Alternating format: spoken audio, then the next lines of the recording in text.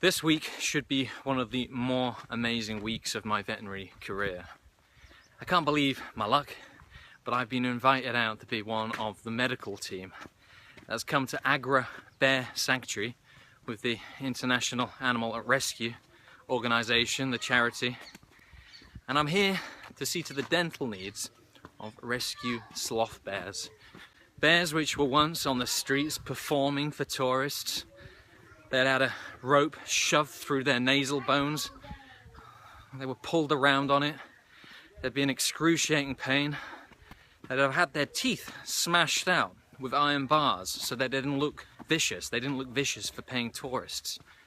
And it's disgusting, really. But it's great to see them at this sanctuary being looked after. Anyway, well, because of that cruel treatment of their teeth, part of what needs to be done here is dental fillings. It seems surreal talking about dental fillings in bears, but that's exactly what happens. If we can save the tooth, they get a filling. And it's not as simple as just filling a tooth. Anyone who's had a dental filling will know they don't always stay perfect forevermore, especially when you're a bear biting on things with extreme force. So we're following up on some of those fillings and giving new fillings. And there's a monkey there.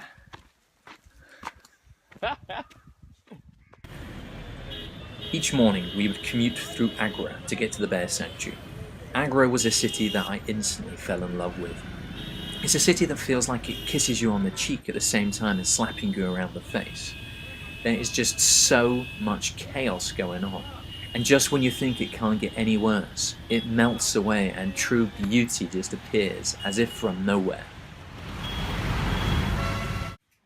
On arrival, the work started promptly, and the first step was to sedate the first patient, done with a blowpipe. Once sedated, we could then transport the bear up to the animal hospital. The sedation's just taken effect there, and then we're going to go up to the dental rooms in this ambulance. And we used one of those apparently, and not just a stretcher, because if the monkeys around here see an anaesthetized bear, they start squealing and howling, and then the dogs get really wound up, and that's not good if you've got a sedated bear. It's amazing.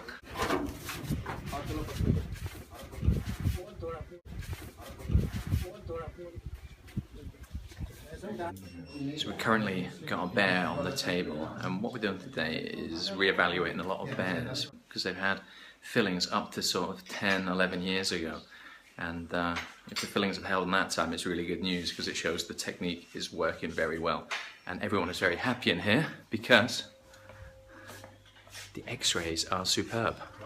One happy man. I'm going to accept that, I think, because that's what it looked like previous.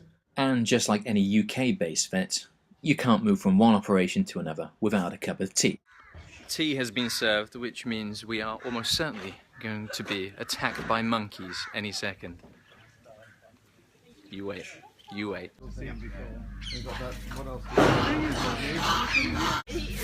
Shut up! His big brother's coming. Oh, look out, coming. It's going to be a... That's a distraction. Oh, I think that's a bit risky. These tea breaks were a great opportunity to get my daily fix of dogs. I love dogs, and there were some awesome characters here. My favourite was Lucy. Same name as my wife, but that's not the only reason. She had 3 legs, and despite this horribly infected wound, she was still full of fun and mischief. Between the bears, I knew we were going to have to do something about this for Lucy. Dividing the bear sanctuary, there was a beautiful big river, which made things even more fun. So we're crossing the river to go get a bear. With a dentist, a vet, a dental nurse. Not a bad way to start the day. Makes it look as if my fingers are in its mouth. In the sanctuary, there were a couple of tamer bears with cracking personalities, but there was to be no doubt these bears were potentially dangerous.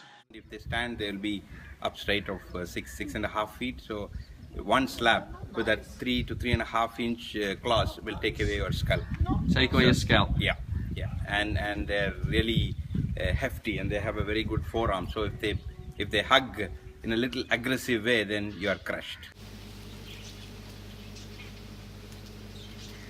We're just going to be checking out, doing a health check of this bear, taking some x-rays. If it does need any root treatment, it's going to be put into that cage, take it onto the boat, take it back to the operating theatre and do some root canal surgery. And this is typically how the days would go.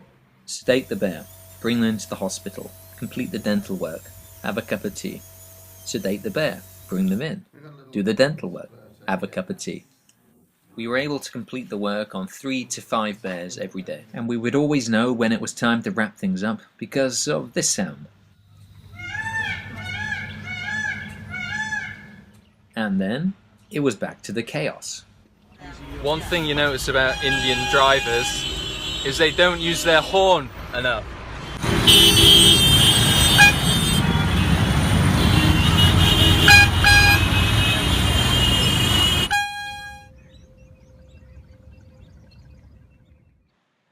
The days went by and we were nearly done, but there was some unfinished business we had to tend to.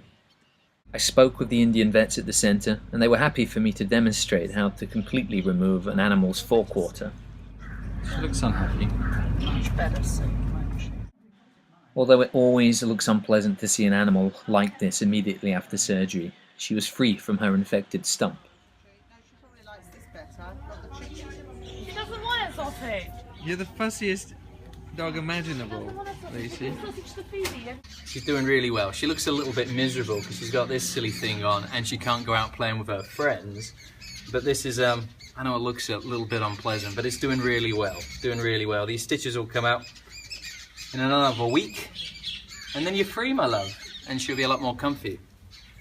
So, what do you think about that?